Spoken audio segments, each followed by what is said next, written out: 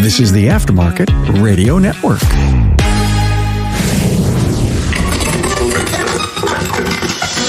Welcome to Remarkable Results Radio, the automotive aftermarket's best kept secret for personal networking, and thanks for tuning in. I'm your host, Carm Capriato, the Automotive Aftermarket Podcast pioneer, connecting you to industry professionals. Hey, we all know growing pains happen when expanding your business to more locations. It's tough, necessary, and normal to go through it. But wouldn't it be nice to skip some of the known challenges? Well, consider this episode your How to Scale roadmap if you've been considering opening more locations. Listen and learn from a shop owner and one of his directors as they share some tactics to control chaos. Hey, thanks to our partner Napa for providing you this episode. Hey, it's no secret we are facing a technician shortage, and Napa Auto Care is addressing that, the free 2-year apprentice program, and you know how much I believe in apprentice programs. Now, they offer a variety of training to produce a technician with 3 ASE certifications. Hey, you want to learn more? Members can visit member.napaautocare.com. Hey, help me advance the aftermarket and improve the professionalism of our industry. Recommend this podcast to one of your peers.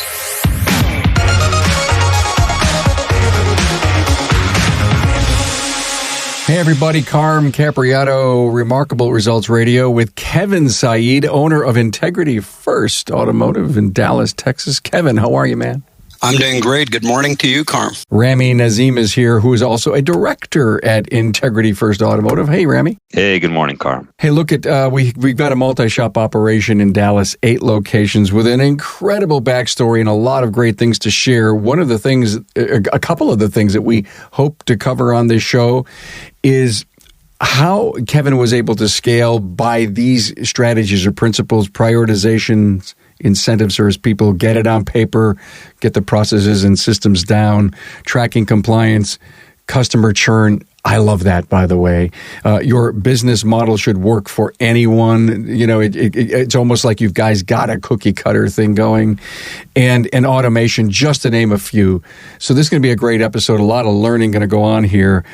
We've talked before, you know, coming on the show, and I think everyone knows that's my style. I got to get to know who I'm interviewing first. And I found out that Kevin's a New York City guy. I'm 400 miles away from in Buffalo. And by the way, Rami's from Toronto. Kevin's in Dallas. We have this really interesting dynamic going on here. But you're a New York City boy. Yeah, I had lived in New York for a little over 10 years, Carm. And you cut your teeth somehow in the shop business. I did. I was raised in more of an entrepreneurial upbringing, and I went to New York really for academia. I was raised in a small town in Georgia, Atlanta, and New York was somewhat of a different thing. Like I said, went to school in New York, went to university in Buffalo, New York. Matter of fact, in your town. Yeah, UB. And once I got done with the school, I knew what I wanted. I always had love for cars. And what I wanted to do was something around cars. What better than having my own automotive repair shop? Father was an entrepreneur.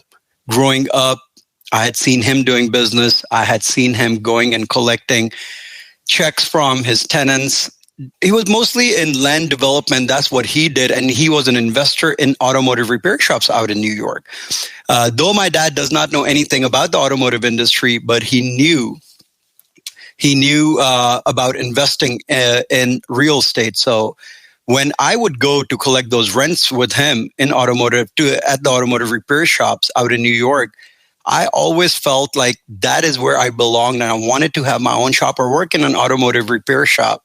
And that's where it started early on, and got out of school, got done. So I went to school, Carm, back up. I went to school for business. So I had a leg above many other shop owners. And I would go and see these gentlemen running shops. We would strike conversations since I was a young guy. And I always had asked my father if he could help me get a shop someday. And he said, if you go to school, you get out with a degree, then I can think about it. Sure enough, I got out, and my father helped me get into a very first shop. How cool is that? And now, 8 shops later, obviously your passion for automotive, because you were traveling with Dad as he was collecting rents. I love that. I love that story. And then going to University of Buffalo, which is a great school here, and somehow you got to Dallas. And I don't think that travel, put it in the trailer and get to Dallas and say, "Oh my God, what am I doing here?" It's irrelevant to the value of this podcast, because you started with one. You had the typical challenges of going from 2 to 3 and then saying, we've got to do some stuff right.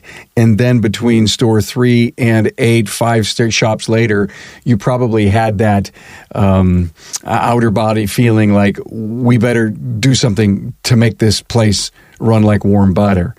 And so one of the things you did was put it in writing. Yeah, that's exactly what we did. After move from New York to Dallas, I wanted to have my kids come and experience the same Southern lifestyle that I was used to. Loved it. Don't regret one bit moving to Dallas. Texas was the happening place, and it's right now the most booming place that there is. Dallas being one of the fastest growing cities. I came here at the right time, right place. Started our very first shop. Put all the experience that I had, years of experience from New York to here. New York was fast-paced. To me, Dallas was a lot easier, believe it or not. I just loved it. Felt like I was back home, kind of like Georgia, same people, no rush, Southern values. It's just natural to me.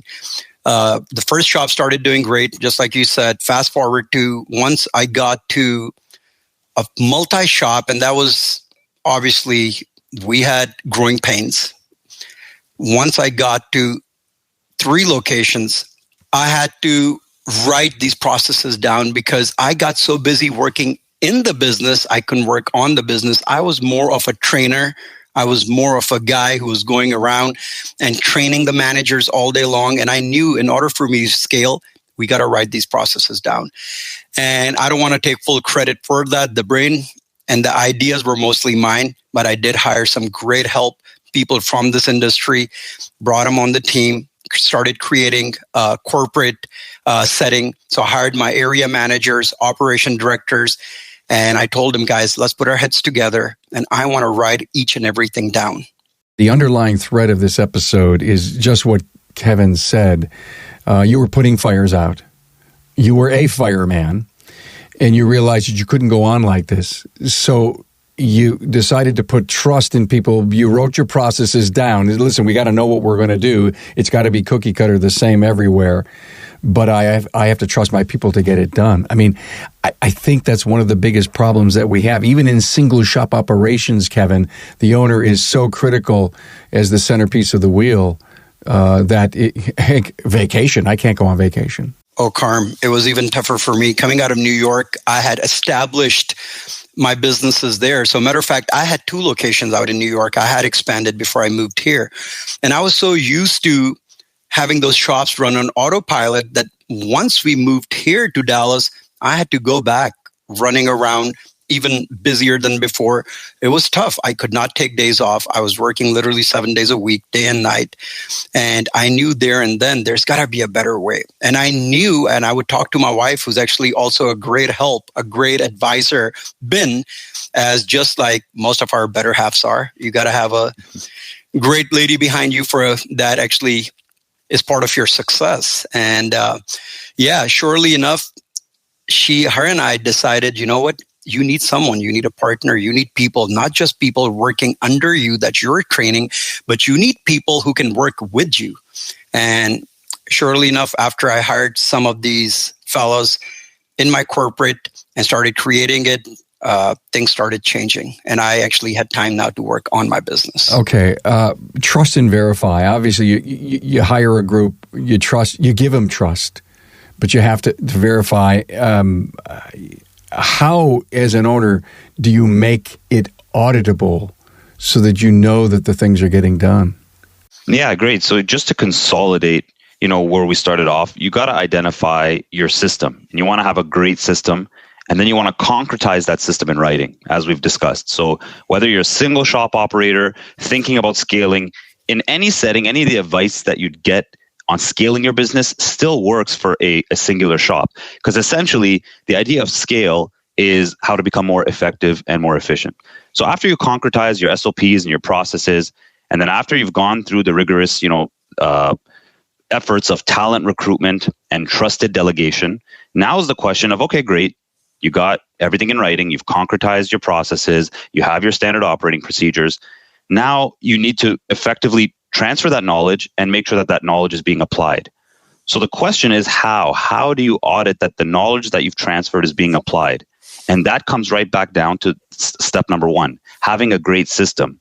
Every system that you build in mind, any of your SOPs and your processes that you've built, in the back of your mind, you need to have a process behind it on how you will audit that it's being followed, whether you want to leverage technology or you want to leverage your human resources, right? With every process that you have written, there must be behind it a check and balance, a quality assurance, if you will, on whether or not it's being done. So in our case, we leverage both technological means of auditing as well as physical means of auditing. What is a physical mean of auditing? That is having, for example, an area manager. Or if you're, again, a single shop operator, you may be that auditor. Where you come, you already have a preset checklist of what you're looking for. And whether you're just observing for a few hours, whether there are certain areas in the shop that you're going to observe and write notes, this is how you would audit certain areas of your SOPs, processes, and really your quality assurance. You also have technology on your side, right? So just to give you an example, Carm, we all know the importance of phone calls, right? Our shops get calls, and one of the most important metrics for any owner-operator is your conversion. How many of those calls lead to somebody knocking at your door, coming inside, and you servicing them? Now, you can do the old school way of listening to a bunch of recorded calls, manually taking notes, and hopefully at some point deriving a conversion score.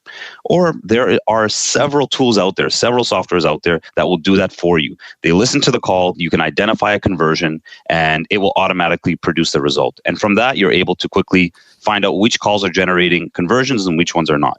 So based on what I just heard, guys, Kevin, you've got a geek working for you here. I don't know if I would want to call him that, but I do want to call him a genius working for me. Okay, good. A geek genius. But it was so interesting where I know Rami is your systems guy. Rami wants to say, how can I bring technology into a solution, right? That's his goal. I totally respect, admire that. I've always kind of been like that my whole life. I love the fact that why should we listen to a call when a piece of software could and determine for us if what we're doing to teach our service people at the counter is working. And, there's your accountability piece for success at the counter. Totally love that. Rami, have you and Kevin worked on prioritizing the things that are critically important in the company? Have you used technology on that? Yeah, absolutely. So we do use project management software, but aside from the tools that you use for product management, one of the methodologies that I employed, me coming from a software background, was what is known as agile methodology. And although it seems to be a system reserved for software engineers, it is totally applicable for the auto industry, at least from our experience. And what that agile methodology does for you is it allows you to prioritize effectively by tying your task to a specific KPI and goal, or an ROI, a return on your investment for that specific task. So eliminating redundancy, allowing you to prioritize based on the value of whatever the proposition is, whatever the task is, and being open to change. It's got to be dynamic because we all know things change. And so if you are prioritizing based on simply, timelines, like, hey, I put this in my list 3 months ago, must be completed, it's not really the right way to do things. Things will change. You're going to get new information and new ideas, and you need to make sure whatever your method of prioritization is that it's keeping in mind the value of that specific task. And so we use different softwares and tools to manage task flow, and we're completely open to moving things around, and that's totally cool. And we have, cross-functional teams to kind of address that. Bring us down to reality here. Give me an example. I remember when we were starting off, initially coming on board, one of the main priorities and tasks was training modules. Training modules that we had already performed on all of the existing staff. We didn't have any new staff that we had planned to hire.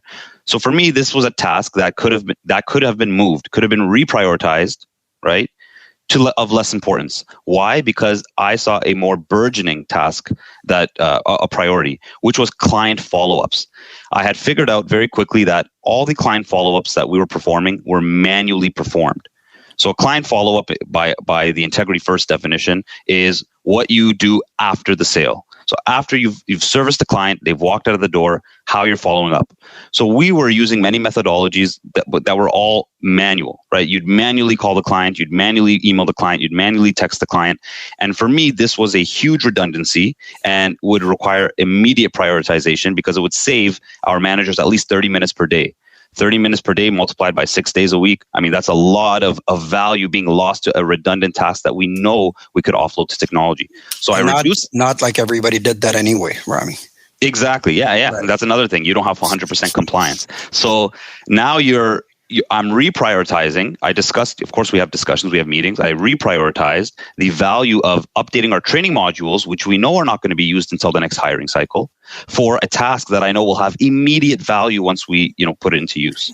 Thank you so much for putting that into perspective. And you're right, Kevin, you said it. It doesn't mean that they're all getting it done. On the human side, we get so busy, phones are ringing, customers are in need of promised times, the technician is over here, Kevin wants to know this, Rami wants to know that, and we fail to do this. So yeah, I can see how technology can step up and do that particular task and always be looking, can we bring technology into solving that problem? I love that strategy. And in fact, I think it's something we need to adapt more and more because I think, as you said, Rami, there are there's solutions out there that can solve your problems. I mean, Kevin, you've got a built-in guy who just, this is what he knows and he does. But there's got to be other companies out there willing to help put this stuff together. Earlier, or in our call, you talked about trying to develop extraordinary performance through incentives, Kevin. Can you share your strategy on that? We had developed some great incentives to get the people, get our employees going, have them encourage them to do well. And really, Carm, this all starts from being a good leader, empowering people, empowering them, developing them. So incentivizing them for what they're doing is obviously a huge part of it. But first, them knowing that you have true care of them in your heart. And that's where we started this from. Now, a lot of these ideas are mine. People who took them to the goal line is my corporate team. Rami is one of them, along with my area manager, operation directors, so on and so forth. We would put our head together and we would put ourselves in their shoe. If I'm working for this company, I'm busting my butt all day long, day to night, spending countless hours in a week for this establishment. What do I get back? And I was like, if I did that for a company, I would want more than just a dry thank you. So we do incentivize. What we had started doing was, back in the days, it was different. And obviously we've created over time better and better incentives. At this very time, we have many different things in place. One of the big things that we do is profit sharing, where we will share part of our profits with our lead teams, with our store managers. And that has worked tremendous for us. Matter of fact, not many within many industries, not many businesses do. Some do, some don't. But just so you know, Carm, we do share our P&Ls with our team. It's about transparency. And you know what? With that, I've created little Kevins everywhere, little business owners everywhere. So that was great. When we did that, it was really hard first come to terms with it and understand, because we all had a very split vote on this. Should we share it? Should we not? And then we decided, guys, come on, if we're going to grow, we have nothing to hide. To gain their trust, we should share P&Ls. Let's share P&Ls, and then let's incentivize them from those P&Ls. So now we started doing profit share, as I've mentioned before. They take a part of it. Now, guess what? When they go to a place where their light shouldn't be on, they turn it off. When my guys go shopping for parts and they realize that one part store is charging a lot more and they could wait on a vehicle, we're in no particular rush. They will actually go and wait for the same quality part, however, with a little bit better price.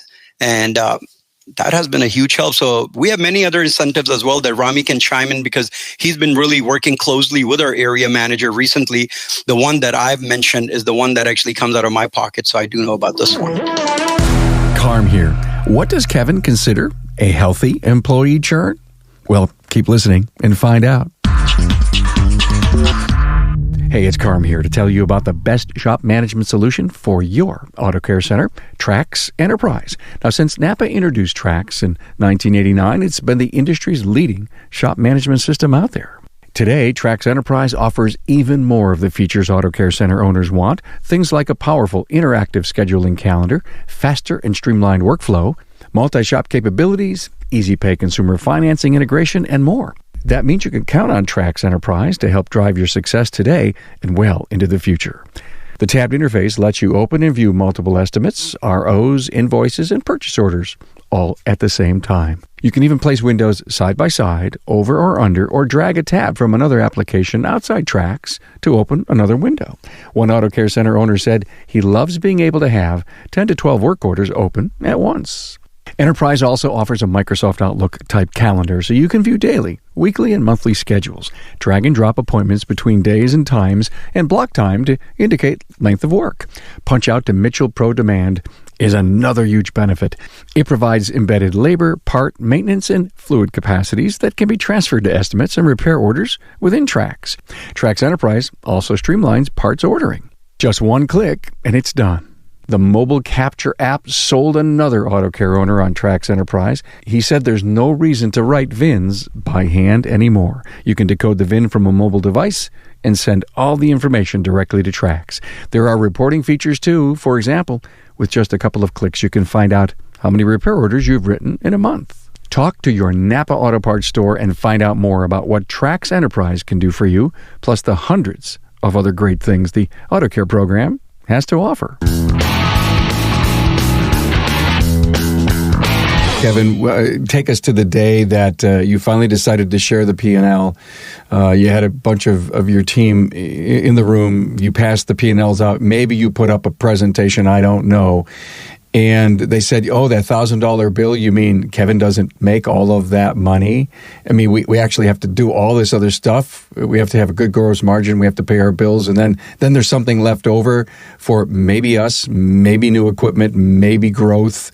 Take us to the day that you made accountants out of your people. I had delegated this to my operations director, and he was a little bit concerned, and he was really making this a big deal. And I was like, dude, this should be exciting. I mean, this is the day people like, oh, what a great company. They're so transparent with us. Something they've been toying with the idea, because we had brought it up to a few guys that sooner or later we will be. Ask us anytime, we'll provide it. Just like stock market, we'll provide. So the day I decided for my operations director to go and speak with every store manager. Now we're talking about 8 different stores. He was a little shaky, and to a point where I was like, did you want me to do this for you? And he's like, no, I got it. And I was like, dude, you got it. It's positive. Why are you sweating? Are we lying about anything? And he's like, you know what? You're right. I don't know why. And I was like, go and get it done. And he's like, okay. So he did. Surely enough, we did not do such presentation with all the guys in one room. Our structure wouldn't really allow it at that time. What we did was the director visited each and every store individually, while his store was covered by the area manager or his rotator.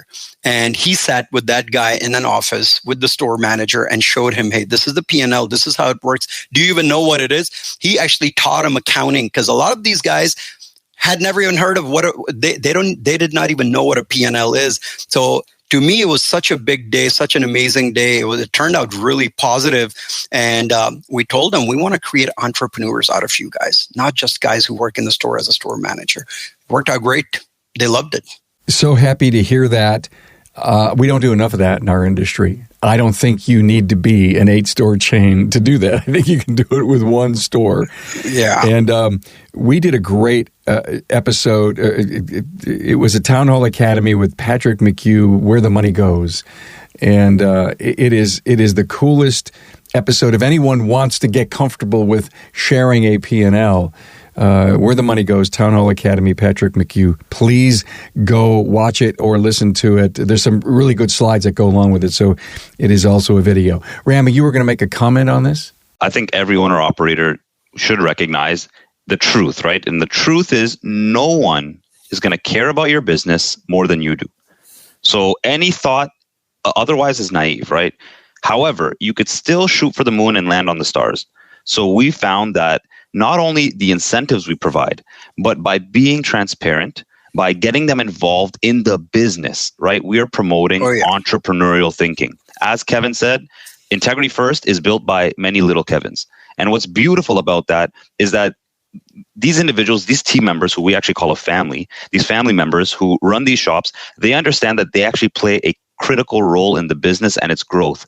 And luckily for them, it's very clear to them that they see what happens with the net income line, right? That net income line, whether it's a small number or a big number, they clearly see that we continue to reinvest in the business, whether that's new shops, whether that's new equipment, whether that's more staff, whether that's better tools. We are a testament that we put our funds to good use. So I think you get a respect from that. I would like to add something to that, Carm. Was it easy? Absolutely not. It had its own challenges because we had different incentives and different bonus structures prior to sharing P&Ls. So when we did approach some of the guys, because you always have those guys who question everything, and they did say, okay, all right, wait a minute now. I guess you guys are now trying to get a one over us. We're like, absolutely not. We're about to create even better businessmen out of you guys because right now you guys are employees. We want to make you guys businessmen. And we would like to do it this way now. What I wanted to add to this was when it came to their bonuses structure being changed a little bit, it had its own challenges. And sure enough, we put our heads together and there were a bunch of guys, collaborative effort where we answered many questions. And kudos to my team. I honestly did not have to get involved one day. They took care of the whole deal. Thanks for the reality check there. And there's no doubt, if they see the value in this thing, they're going to work with you. Guys, do you have any technician service advisor incentives, that are away from the P&L? No, so our lead technicians also receive a profit share as well. They're also involved in the business from a high capacity. Our lead technicians play not just the role of turning wrenches and handling the complex diag. The lead technicians, they're the mentors for the younger technicians in the shop. We see them. We value technicians the same way we would value, any other member of the team. The store manager and the lead technician, for us, are both of equal specialization. They both function. They're both critical to the business. One cannot survive without the other. So, yeah, our lead technicians have incentives that are tied directly to the P&L as well. I would like to add something to that, Carm, as well. Besides incentives, we go back to the roots. Taking care of your people. You take care of people, they'll take care of you. We all do charity in our own capacity. I've always been taught by my parents that charity starts from home. What is my home? What is my family? Are my teammates. So our employees, when they run into trouble, we've had a few in the past that actually became homeless.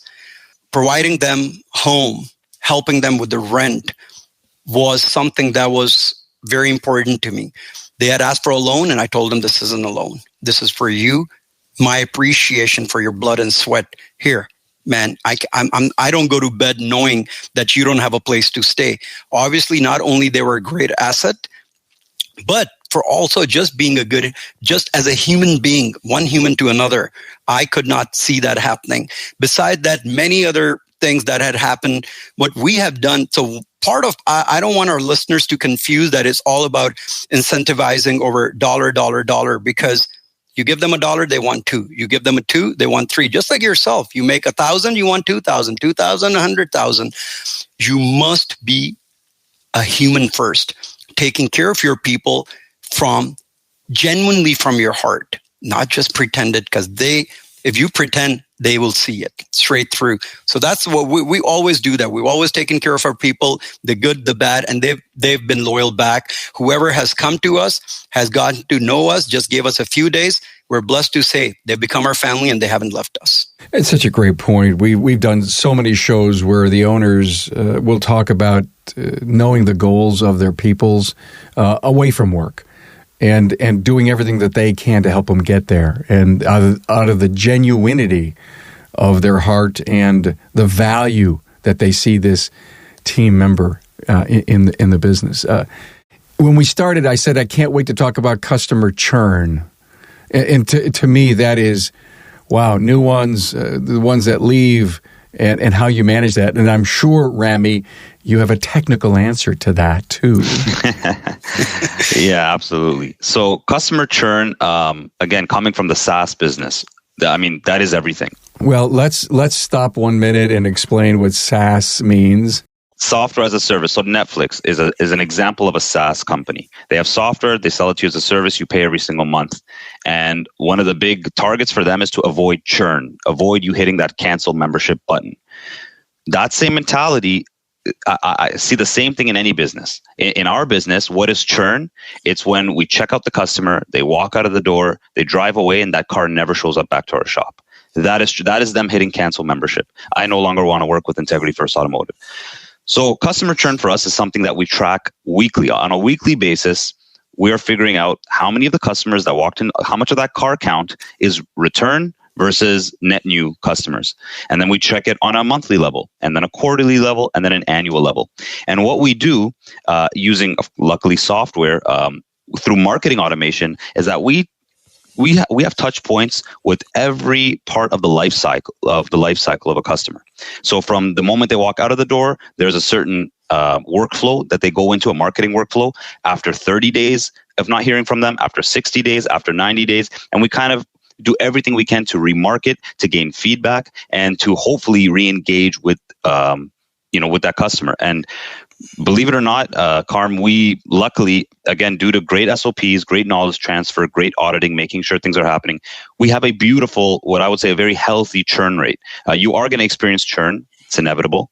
But if you are on top of the customer experience, everything will follow. And if you have systems in place to gather feedback openly, because you're going to get that honest feedback from some guests. And what I like to say to any owner-operator, a bad review or somebody giving you negative feedback, they are actually a blessing. Because I promise you, most people, you go to a restaurant, for example, you go to a restaurant, you get a meal that you don't like.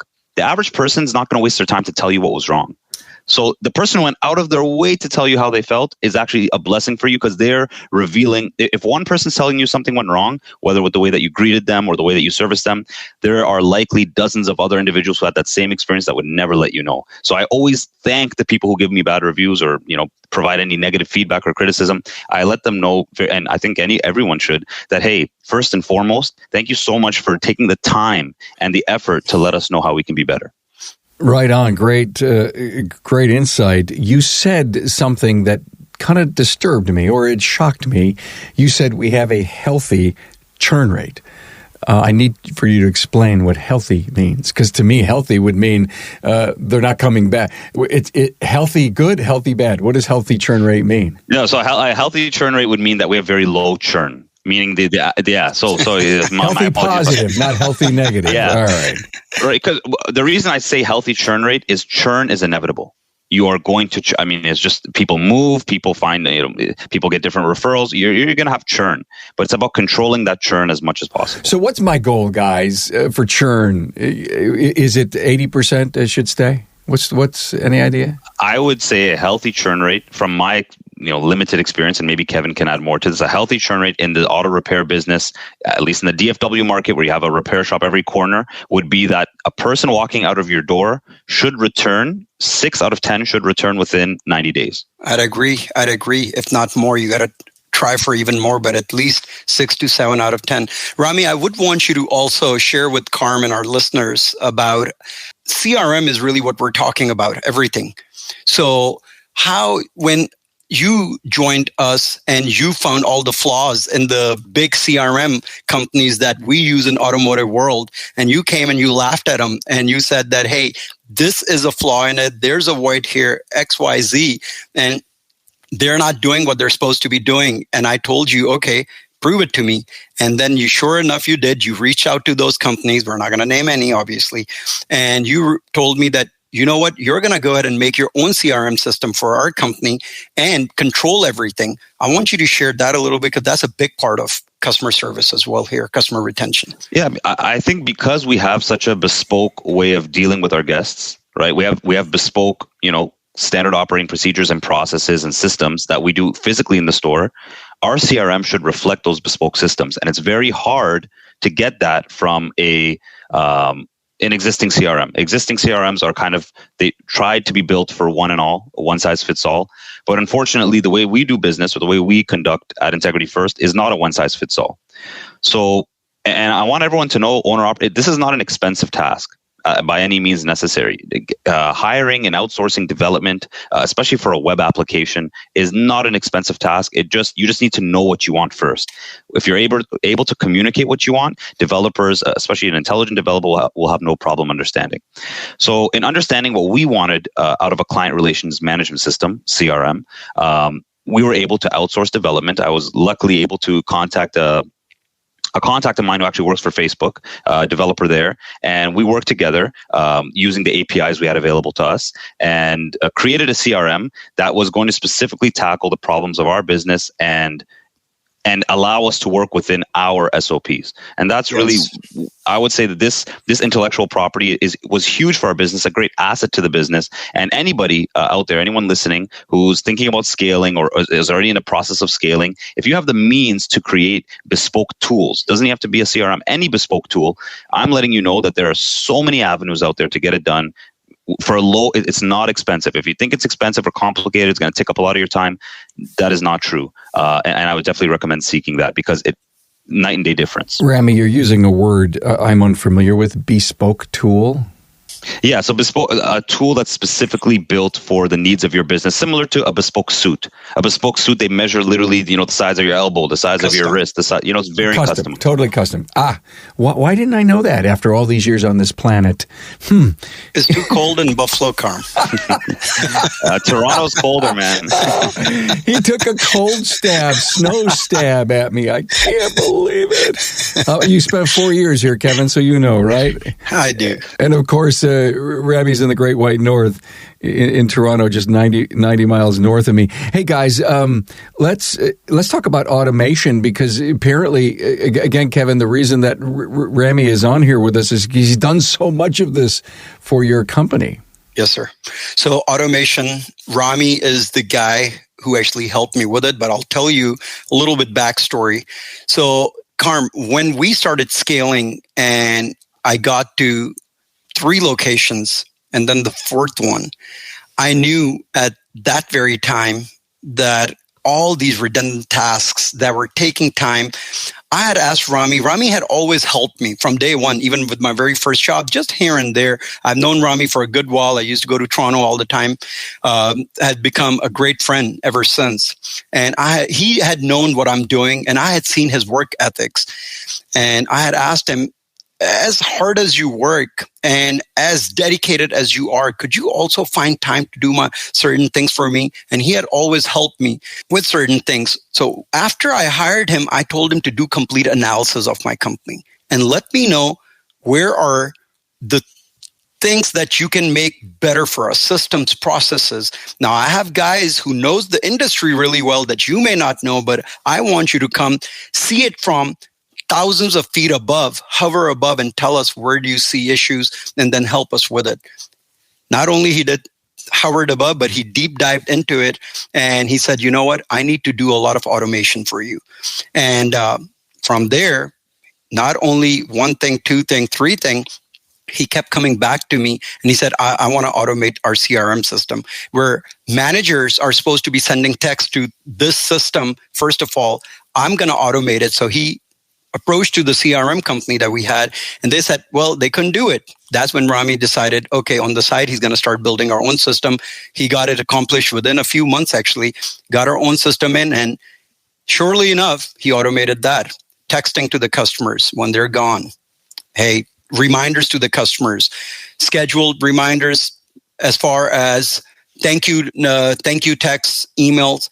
And besides that, I guess I'm going to because there's so much Rami had done over years, I don't want to miss anything. I'm going to let Rami tell us about automation. What else have you done? I mean, yeah, we could get into the specifics. The ultimate goal of automation. This was a lesson I learned from a previous employer of mine. And I remember one day I was sitting at the office and I was just copy pasting into an Excel sheet. I think all of us have done that. A lot of owners here probably do that right now. They have a task where they're just redundantly taking information from A, copy pasting it into B, and they do that maybe once a week, twice a week. It's a redundant task. And I remember my boss at the time walked over to my desk and said, "What the heck are you doing?" I said, "Oh, I have to take this information from this website. I need to put it in this Excel sheet."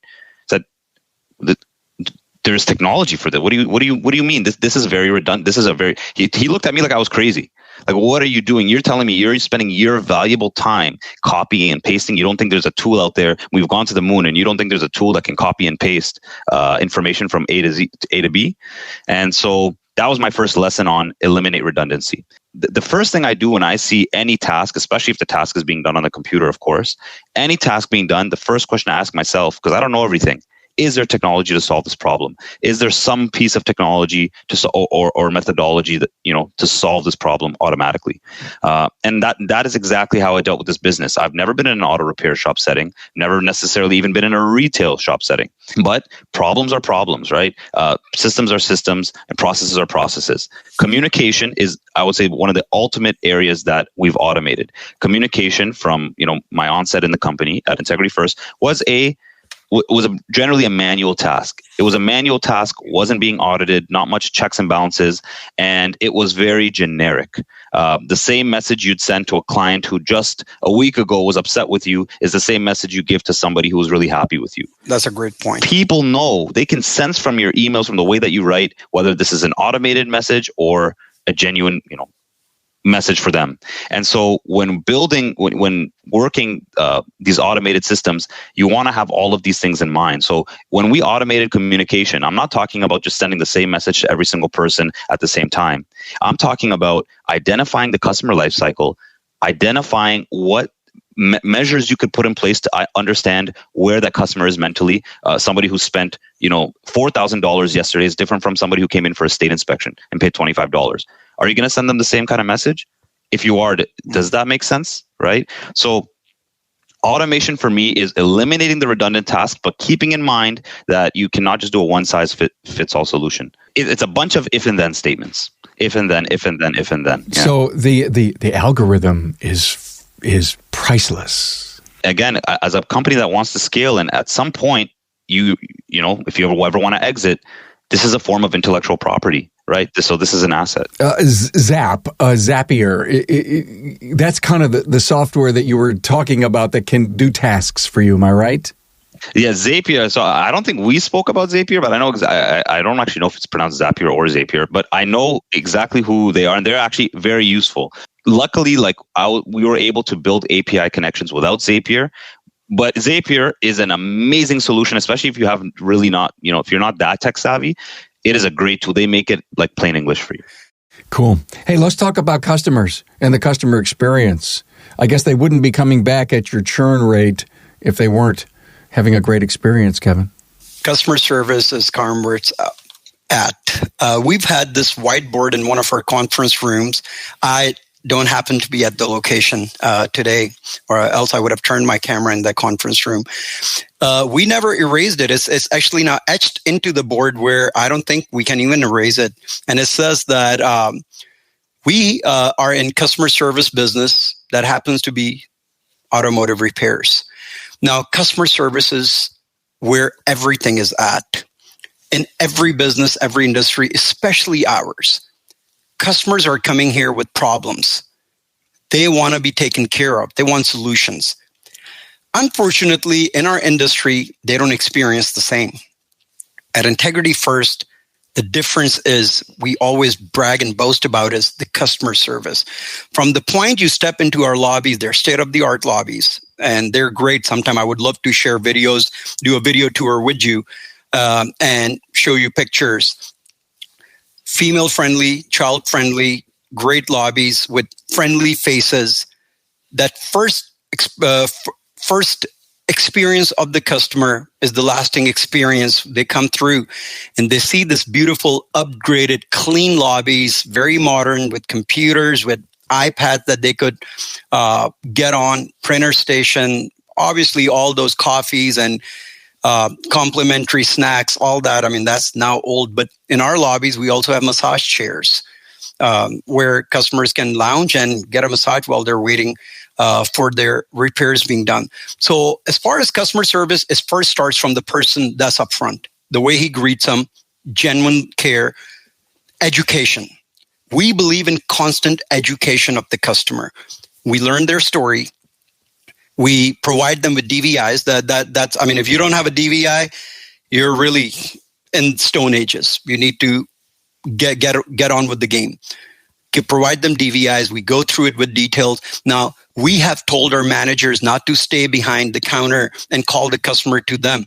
Instead, walk into the lobby and sit next to the customer, stand next to the customer, and approach them instead of asking them to approach you to educate them. Also, take a water bottle with you and hand it to them. All those little things are customer service. Carm, from one of your episodes, I had learned there was a gentleman, I don't remember which episode, and God bless you for these great knowledge that come through these podcasts. Somebody had said that they put thank you cards in their car. And I said, okay, that's a great idea. I heard your podcast. I put it in our group chat, corporate chat, that, hey, we're going to order a bunch of thank you cards that I want handwritten from every technician, or at least the manager, with the first name of the tech, and it should be in our car. It should be in every customer's car.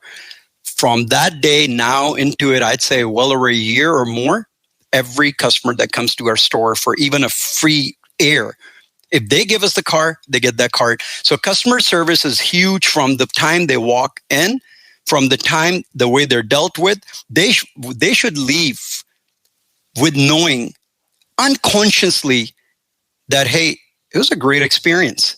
And guess what? If they end up going to a different shop someday, then they should think about us. Hey, at Integrity First Automotive, it was just so amazing, so flawless. I mean, there was something there that I felt that I don't feel here. So sure enough, they'll come back to us. Thank you for letting us know that every once in a while, something really cool happens on the podcast with over 1,000+ episodes. Somebody takes that idea and they implement it. How cool is that? I'm taking the rest of the day off, Kevin, since you have shared that with me. Thank you. Hey, so one of the things we chatted about in the beginning was your model should work for anyone. You have really gotten to a cookie cutter thing and had the technology piece be there that is so easy to scale and implement. Did you grow through acquisition? Did you grow through building brownfields up? How have you grown to 8 stores? So all of the above. We have really the success story now, the confidence that I've gained. You know how, Carm, they always say, you learn from your mistakes, then knock on the wood. I still have a lot to learn. I have not made a mistake in business for 17 years now. Whatever I've touched had turned into gold. That means our SOPs worked. And guys like Rami and other gentlemen that I would love to give credit to, my corporate team at Integrity First, are a huge part of this. They've only made things better. As far as how do we do it, I've gotten shops, Carm, that had gone bankrupt. Some big franchise names as well, actually. I went in. I knew my vision. I knew what I wanted, and I knew what I would be doing. So I get this question asked all the time. When you go for acquisition, what are you looking for? And I tell them, I'm not looking for anything they're doing. I'm looking at what I'm going to do there. And that's all I do. So anyhow, obviously I do take into account, are there some great big brands there? Is there a development happening? Or is there a Walmart coming there, a new Walmart? But to answer your question, I have gotten places that were shut down. And I just went ahead and bought the location out of foreclosure, and I built it into a great business where I appreciated the real estate by doing small renovations.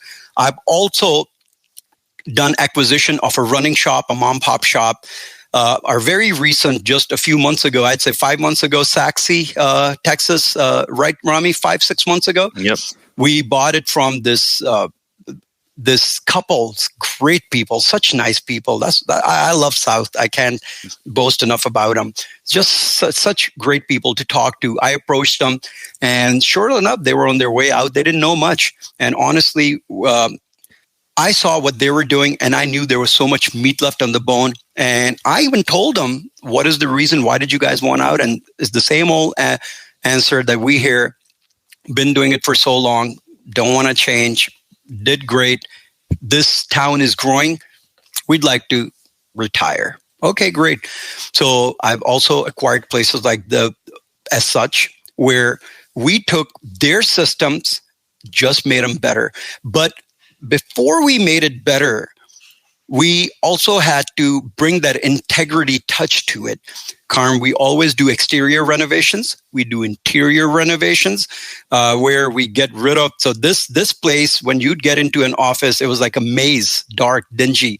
We removed all those walls, opened it up, lifted up the ceilings, gave it a great industrial look, and got amazing granite counters, huge counters, like 20 feet long counters with 3-4 beautiful Mac computers or even window computers with thin LED screens, got a backsplash at like a dentist's office. So when you do those sort of changes, it just makes it easier. You want to tell the customer there's a change that has come. And when they walk through, then they expect a change. When they see these sort of things, they know your first image is your last image. So when they come in, they see this place is not like it used to be. Now they expect everything better. Now, as far as other acquisitions, 3 of my acquisitions were Shaw stores that were shut down. And everybody had their doubts that, hey, you go to that store, they never had cars. And I said, okay, we shall see. I've always had that confidence in me.